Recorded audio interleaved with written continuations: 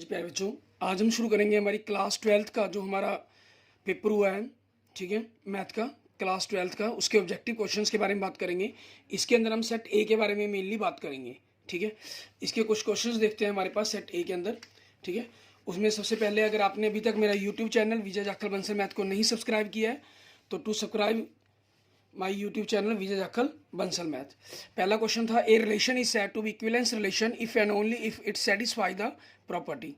अगर ये आपके पास इक्विलेशन होने के लिए क्या होना चाहिए, वो आपका रिफ्लेक्सिव, सिमेट्रिक, ट्रांजिटिव तीनों होना चाहिए। It means all of the three आपके पास।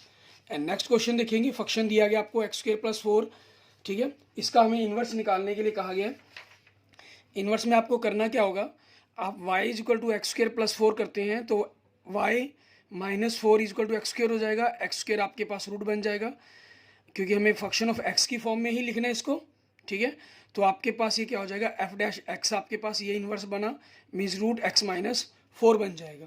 ठीक है, नेक्स्ट थर्ड क्वेश्चन आपके पास, अगर आपके पास एक बाइनरी ऑपरेशन है नेचुरल नंबर पर, then LCM of A and B क्या होगा। आप ए एंड बी का एलसीएम करें या बी ए का एलसीएम करें वो सेम रहेगा।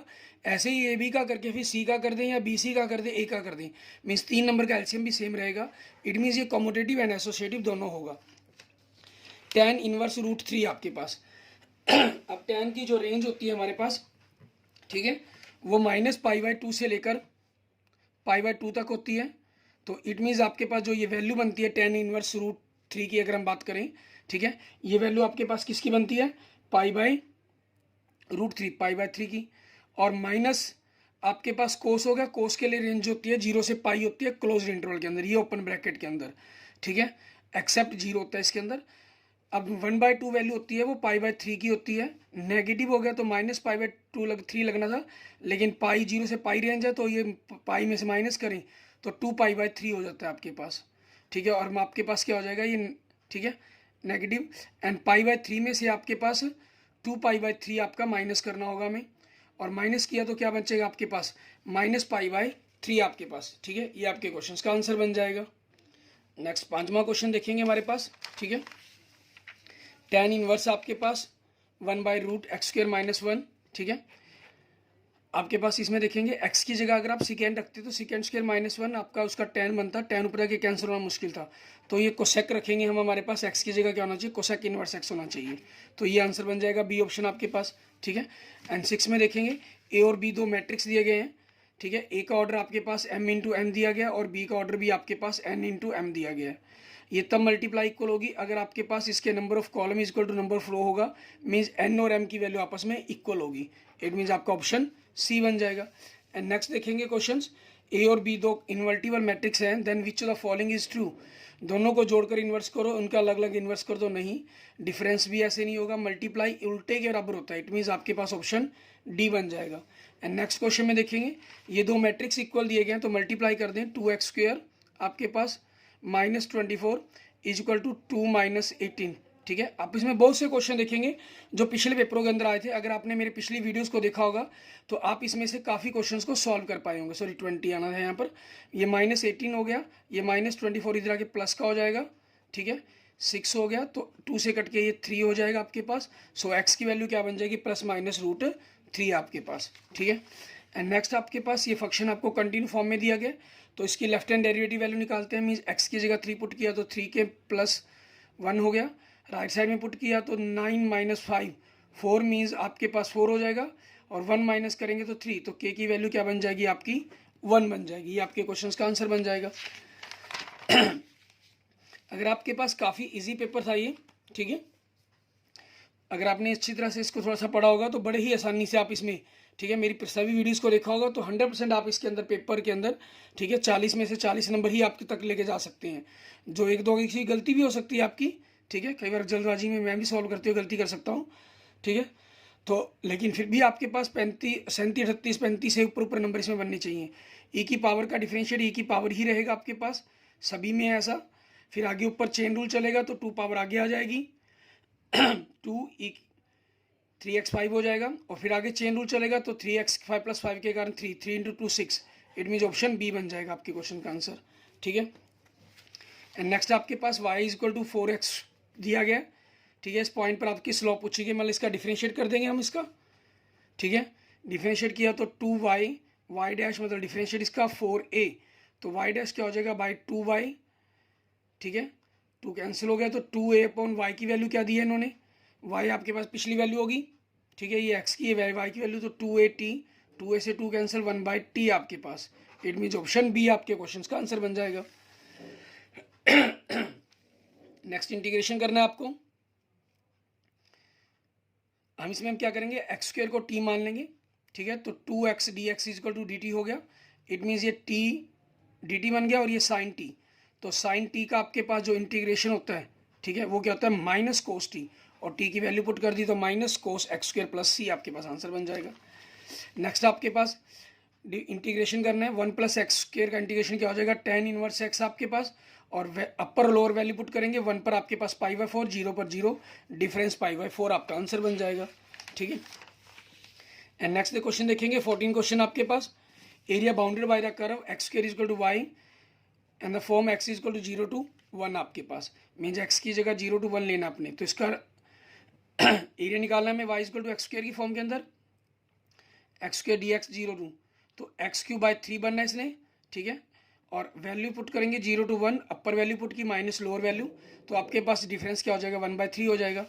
एंड नेक्स्ट आपके पास 15वां question, the differential equation of family of curve Y is equal to mx किसकी बनेगी, एक्स और वाई एक दूसरे की तरफ है, तो अगर हम एक तरफ लेके आए तो ये माइनस में साइन होना चाहिए, तो इट मीन्स प्लस वाले तो बनेंगे नहीं, माइनस वालों में एक्स के साथ डी एक्स है, तो इसका इंटीग्रेशन एक्स स्क्वायर बाय 2 बन गया, मुझे तो एक्स स्क्वायर चाहिए नहीं, इट मीन्स ये भी आंसर पॉसिबल नहीं है, इट मीन्स आपका ए आंसर ये होना चाहिए।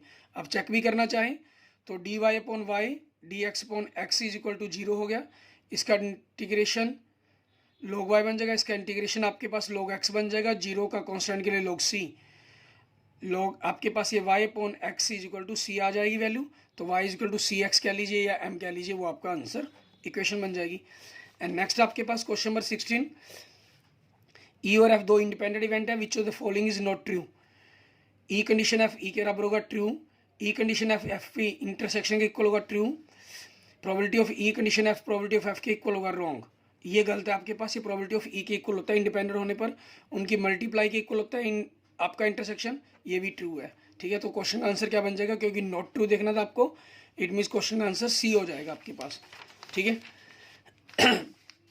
एंड नेक्स्ट क्वेश्चन देखेंगे आपके पास, the value of lambda for which this function is perpendicular to this function, perpendicular तो डॉट प्रोडक्ट 0, तो 2 को 1 से मल्टीप्लाई किया 2, 3 को माइनस लेमडा से माइनस 3 लेमडा, 2 को 2 से प्लस 4 इज इक्वल टू 0, तो आपके पास क्या हो जाएगा 3 lambda is equal to 6, so lambda की वैल्यू क्या बन गई 2 आपके पास, ठीक है, ये आपके क्वेश्चन का आंसर बन जाएगा।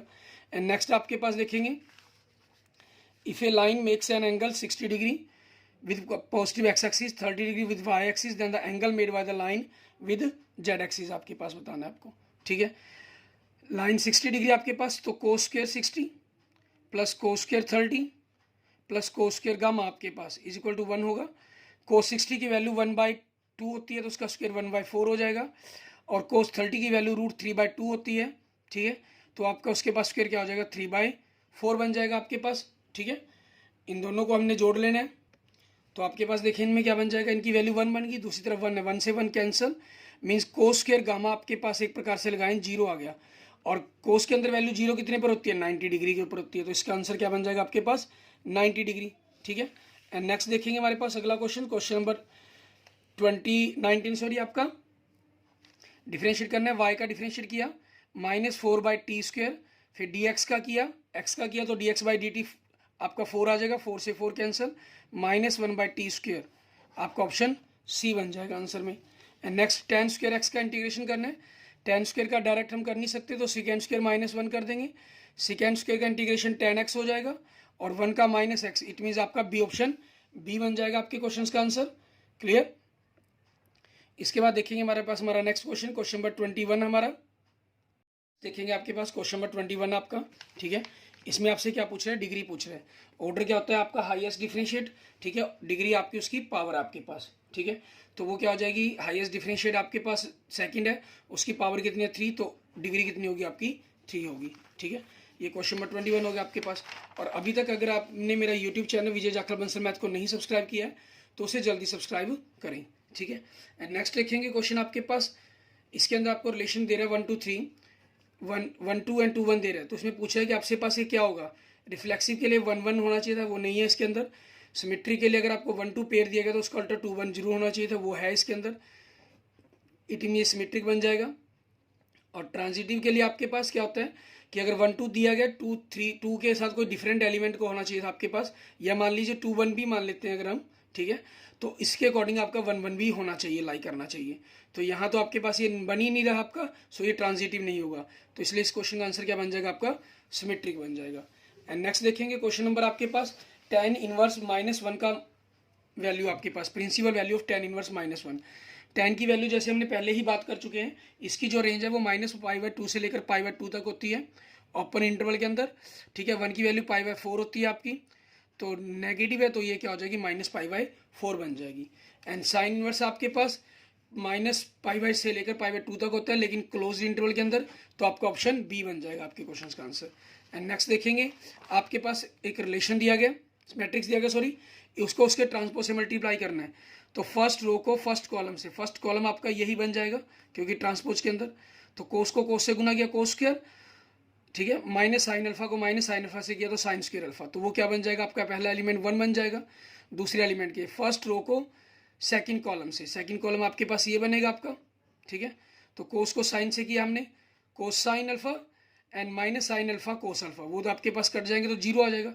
अब इन्होंने ऑप्शन दिए आपको zero matrix, identity, skew symmetric matrix, ठीक है। स्क्यू सिमेट्रिक के अंदर आपके डायगोनल एलिमेंट्स जीरो नहीं चाहिए, नॉन डायगोनल नहीं, डायगोनल एलिमेंट्स।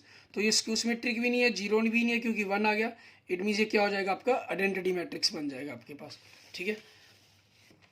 एंड नेक्स्ट देखेंगे आपके पास, ठीक है, ए आपको दे रहा है 4, देन डिटरमिनेंट ए की वैल्यू आपसे 3 × 3 ऑर्डर का है, तो आपके पास 2 क्या होगा, 2 मतलब क्या हुआ, ए के सारे अभी एलिमेंट से, मान लीजिए 2a 2b 2c 2d 2e 2f, आपके पास 2g 2h 2i, मैंने मान लीजिए ये एलिमेंट मान लिए, तो कॉमन निकालूंगा जब डिटरमिनेंट में से, मैं आपके पास फर्स्ट रो में से 2 कॉमन निकलेगा, ऐसी सेकंड में से, ऐसी थर्ड में से, तो 2 की पावर 3, या डायरेक्ट कहीं जितना ऑर्डर हो तो आपके पास उतने की पावर वह कॉमन निकल जाता है 8, और ABCD का जो डिटरमिनेंट आपको खुद ही दे रखा है इन्होंने 4, तो 8 4 जा 34, 8 4 जा 32, ये आपके क्वेश्चन का आंसर बन जाएगा।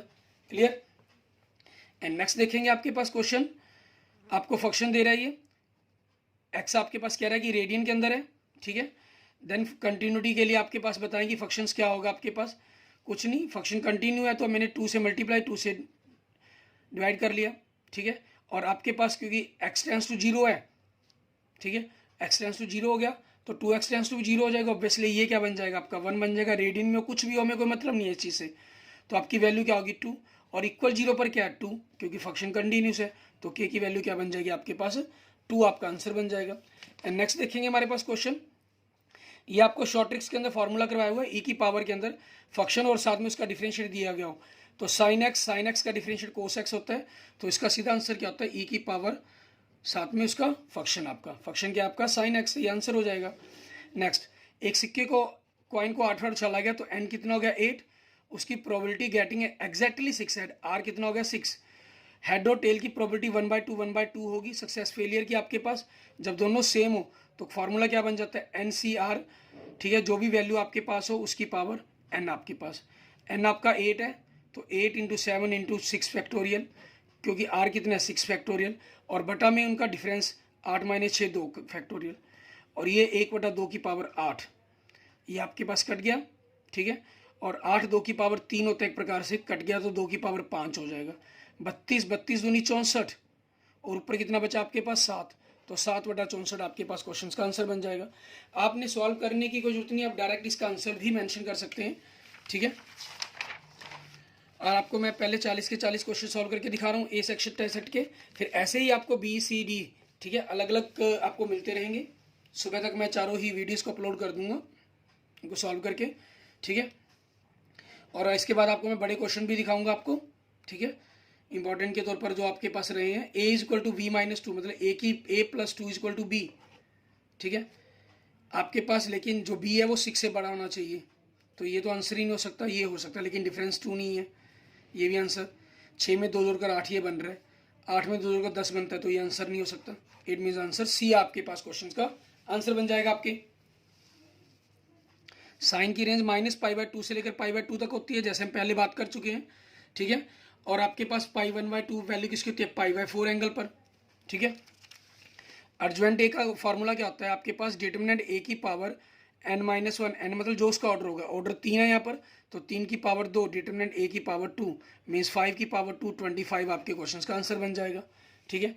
यहाँ से dy/dx पूछा गया तो इसको डिफ्रेंशिएट कर देंगे, x² का 2x, ये 2 गुना में हो गया, x को एज y का डिफ्रेंशिएट, y एज x का 1, y² का 2, y dash equal to 0, y dash आपने कॉमन निकाला, ठीक है, तो x + 2y हो गया, और बाकी दोनों को हम दूसरी तरफ ले गए, -2x - y बनना था, माइनस कॉमन, तो y डैश क्या बन जाएगा आपके पास, -2x + y अपॉन में x + 2y, ये आपके क्वेश्चन का आंसर हो गया। साइन एक्स और कोस एक्स की मैक्सिमम वैल्यू पूछी है, मैक्सिमम ये फंक्शन देता है हमेशा π/4 पर, बाकी आप डिफरेंशिएट करके एक्स की वैल्यू निकाल सकते हैं π/4 पर, ठीक है। और इन्होंने इंटरवल दे दिया आपको 0 से लेकर π/2 तक, ठीक है, 0 से लेकर π तक के बीच में आपके पास क्या बनेगा, क्योंकि आपका फर्स्ट का फंक्शन डिफरेंशिएट देखिए, फर्स्ट डिफरेंशिएट कोस एक्स, ठीक है, कोस का क्या बन जाएगा -sin x इक्वल टू 0 रखेंगे तो tan x इक्वल टू 1 बन गया, और x की वैल्यू π/4 बन जाएगी यहाँ से, ठीक है, सिर्फ ये वैल्यू बनेगी। तो इसी पर आपके पास मैंने आपको डायरेक्ट कहा, तो -1/√2 1/√2, तो 2/√2 बन गया, इट मीन्स √2 आपकी ये मैक्सिमम वैल्यू बन जाएगी इस फंक्शंस की। इसका इंटीग्रेशन करना, साइन स्क्वायर आपके पास क्या हो जाएगा, इसको मैं 1 - cos² x कह सकता हूँ, फैक्टर बना लेंगे a - b a + b, तो 1 - cos x बचा आपके पास, इसका इंटीग्रेशन करना है, 1 का क्या हो जाएगा x, और cos का इंटीग्रेशन क्या होता है sin x, क्योंकि कोस का डिफरेंशिएट -sin x होता है, लेकिन इंटीग्रेशन sin x होता है, +c आपके क्वेश्चन का आंसर बन जाएगा ये, ठीक है। एंड 36 आंसर देखेंगे, क्वेश्चन देखेंगे, x² - 9 x² आपके पास हो गया, फार्मूला क्या होता है 1/2a log x - a upon x + a, तो a कितना आपके पास 3 यहाँ से, तो 3 × 2 6, 1/6 log x - 3 upon x + 3, formula याद है आपको, तो सेकंड्स में आपके पास आपका आंसर आ जाएगा। नेक्स्ट एलिप्स दी गई आपको, ठीक है, find the area of quadrant पूछ रहा है, क्वाड्रेंट मतलब चौथे हिस्से का, 4 से डिवाइड कर दें तो y² x² / 4 + y² equal to 1 1, तो a की वैल्यू यहाँ से क्या बन गई 2, और b की वैल्यू क्या बन गई 1 आपके पास। और एलिप्स के लिए फार्मूला आपका डायरेक्ट अगर आपको याद हो तो पाई भी होता है, सॉल्व करने की भी जरूरत नहीं है।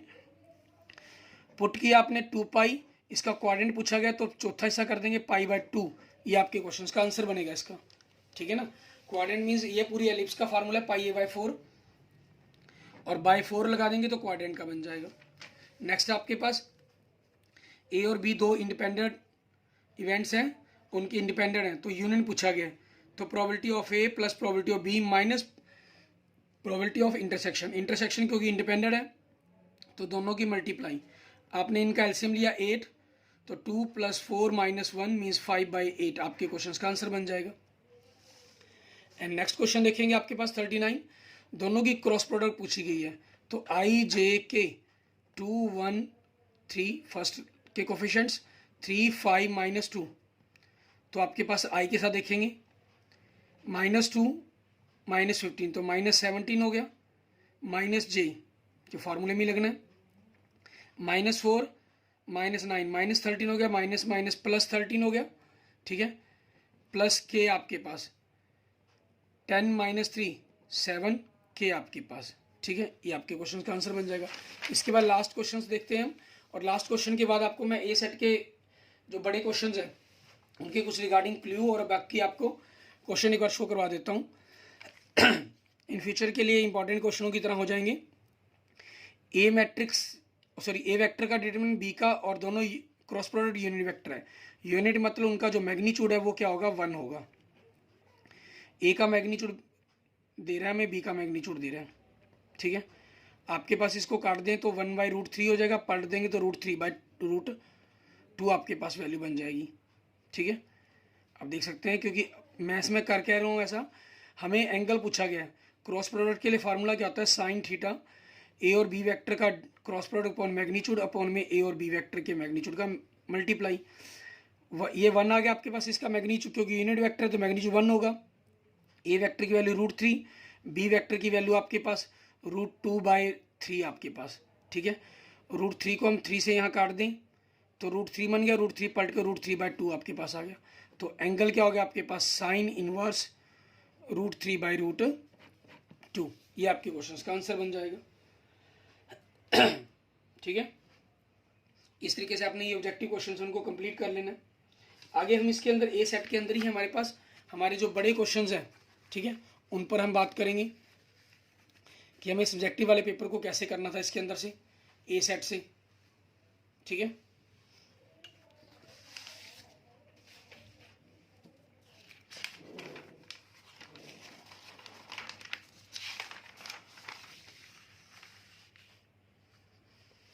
सिंपल इंटीग्रेशंस करना आपने, सॉरी डिफरेंशिएट करना था। ठीक है, एक्स की power sine minus inverse x आपके पास, ये एक्स आपका यहाँ है इसके साथ। ठीक है, इसको नीचे मल्टीप्लाई नहीं मानना, लॉग वाला मेथड लेना पड़ेगा। वाई बराबर दिया गया तो फर्स्ट और सेकंड डिफरेंशिएट करके आपको इस फंक्शंस के अंदर वैल्यू पुट करनी थी। थर्ड में आपको, ठीक है, फंक्शन दिया गया, आपको x0 y1 पर वैल्यू पूछेगा, सॉल्व द डिफरेंशियल इक्वेशन। तो आपने इसका इंटीग्रेशन कर देना। इंटीग्रेशन करने के बाद x की जगह 0 जहाँ भी आए, y की जगह वैल्यू 1 पुट करके c की कांस्टेंट वैल्यू निकाल लेंगे, आंसर सॉल्व हो जाएगा। नेक्स्ट आपके पास एक बॉक्स के अंदर 100 बल्ब हैं, 10 डिफेक्टिव हैं। एक रैंडम सैंपल लिया गया 5 बल्ब का, find the probability of 1 defective bulb. ठीक है, तो आपके पास एन और पी आर वाला फार्मूला लगेगा। ठीक है, डिफेक्टिव होने या ना होने के उस हिसाब से अपने इसको क्वेश्चन को सॉल्व करना होगा। क्लियर। एंड नेक्स्ट देखेंगे आपके पास ए और बी, आपके पास प्रोजेक्शन पूछी गई ए वेक्टर बी पर, तो ए डॉट बी का अपॉन में वेक्टर बी का मैग्नीट्यूड आपके पास आंसर बन जाना था। लैम्डा पूछा गया, ये दो आपके पास this and this are perpendicular to each other, तो इनके डायरेक्शन रेशो 2 1 -2 3 माइनस लैम्डा 2, इनकी डॉट प्रोडक्ट 0 रख देनी है, तो वहाँ से लैम्डा की वैल्यू बड़ी आसानी से निकल आएगी। Find the interval in the functions, this is strictly increasing. Function का डेरिवेटिव करेंगे, वहाँ से इंटरवल निकाल लेंगे, पॉइंट आएंगे 2, वहाँ से आपके पास 3 इंटरवल बन जाएंगे। तीनों पर चेक करना है कि इंक्रीजिंग डिक्रीजिंग के लिए। Find the area of enclosed by the circle, simple circle का एरिया निकालना है, पाई आर स्क्वायर बनना है, आर आपके पास ए स्क्वायर, तो पाई ए स्क्वायर आपका आंसर बनेगा। इसको सॉल्व करके दिखाना है अपने। तो 0 से ए, सर्कल की इक्वेशन यहाँ से ए स्क्वायर माइनस एक्स स्क्वायर बननी थी, जो भी आएगा उसको 4 गुना कर देना है, क्योंकि ये तो एक पार्ट का निकला ना, उसको 4 से मल्टीप्लाई करके आपका ये आंसर बना होगा लास्ट में। Find the shortage distance between the lines this and this, shortage distance का फार्मूला अप्लाई करेंगे आप। ठीक है, दो लाइंस के बीच का। नेक्स्ट आपके पास एक बैग के अंदर फर्स्ट 2 रेड 5 वाइट वॉल्स हैं, दूसरे के अंदर 4 रेड 3 वाइट वॉल्स हैं। ठीक है, एक बैग को चूज़ किया गया, फिर एक बॉल ड्रॉ की गई, आपको बॉल रेड है, प्रोबेबिलिटी पता करने की, जो पहले बैग ड्रॉ किया गया उसकी प्रोबेबिलिटी बताएं। ठीक है, आपको बेस थ्योरम अप्लाई करनी है, इसके अंदर क्वेश्चन को सॉल्व करना था। नेक्स्ट आपके पास 11वां क्वेश्चन, एक मैट्रिक्स दिया गया ए। ठीक है, सेटिस्फाई इक्वेशन को करने के लिए कहा गया, आई आपके पास 2 × 2, ऑर्डर आपका 0 2, सारा 2 × 2 ऑर्डर का मैट्रिक्स है। यहाँ से पहले इसको सॉल्व करेंगे, चेक करके आपका 0 बिल्कुल सही बन जाता। फिर 0 सही बनने के बाद आपको करना क्या था, ए इनवर्स से मल्टीप्लाई किया, तो A for identity plus A inverse बन जाएगा इक्वल टू 0, तो ए इनवर्स की वैल्यू क्या बन जाएगी, फॉर आइडेंटिटी माइनस ए, ये आपके पास ए इनवर्स बना होगा। नेक्स्ट आपने मैट्रिक्स मेथड से इक्वेशन को सॉल्व कर सकते थे। ठीक है, 6 मार्क्स के अंदर आपके पास आपकी 3 मैट्रिक्स बनाकर आपने 1 -1 1, ठीक है, यहाँ से इनको सॉल्व कर लेना था मैट्रिक्स मेथड से। आपके पास हमें जो इक्वेशन को सॉल्व करना है वो मैट्रिक्स मेथड का यूज़ करते हुए सॉल्व करना है इक्वेशंस को। ये आपके पास ए मैट्रिक्स बनेगा।